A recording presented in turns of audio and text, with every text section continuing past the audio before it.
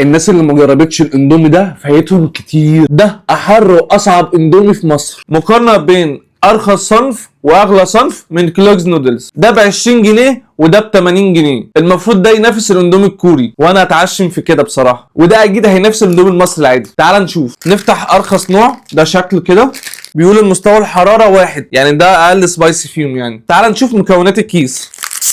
اندومي عادي جدا. لا الكيس نضيف جدا. بص الكيس انضف من الكيس بتاع الاندومي، يعني زيت وشطه وبهارات بطريقه محترمه بجد. عشان كده ده ب 20 جنيه، الغالي ثمنه فيه. هنسويه الاول وبعدين ايه نبقى نحط البهارات. هنشوف بقى اغلى صنف عباره عن ايه. اذا كان ارخص صنف بالمنظر ده، امال اغلى صنف هيبقى جواه ايه. تعال نشوف محتويات الكيس. ده النودلز. حجم النودلز ده شبه الاندومي الكوري بجد. ده شكله هيعملها ولا ايه؟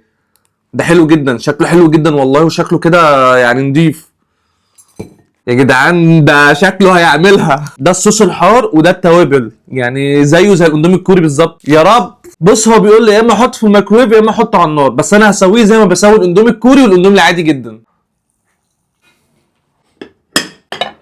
بالمناسبة أنا نسيت أقول لكم إن ده مكتوب عليه مستوى الحرارة بتاعته 5، يعني ده أحر إندومي في مصر، فربنا يستر. بجد أنا مبسوط إن في حاجة زي كده. بالمناسبة أنا جايب الاتنين بطعم الفراخ. عايز أقول لك إن النودلز بتاع كلوج نودلز أحسن من النودلز بتاع الإندومي. نحط التوابل بقى على الإندومي التاني. ده كيس البهارات. ده بقى إيه الصوص الجامد. أوف. تقيل قوي تقيل قوي. شكله شبه الاندومي الكوري بجد. اغلى نوع اندومي قصاد ارخص نوع اندومي من كلوجز نودلز. ندوق ده الاول، بس قبل ما ادوق ما تنساش تعمل الاعجاب والمتابعه. ندوق ونقول بسم الله.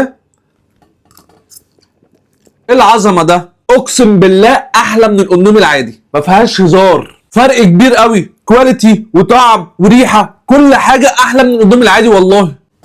الناس اللي بتحب الاندومي ما تجيبش غير كلوجز نودلز. تحفه تحفه تحفه. نيجي بقى ايه اللي هيودينا في داهيه ده. بس قبل ما ادوق، عملت اللايك والمتابعه ولا طنشتني؟ لو طنشتني يبقى الله يسامحك يا عم، لو ما طنشتنيش بجد شكرا ليك. ندوق ونقول بسم الله. اوف. زي الاندومي الكوري بالظبط، تحفه. والشطه ايه ده، حلو قوي حلو قوي حلو قوي. تيجي نحط الاتنين على بعض ونشوف هيعمل ايه. ندوق ونقول بسم الله. يا جماعه والله جمدان جمدان جمدان بجد. شابو كلوجز نودلز، هي دي الكواليتي الصح والله.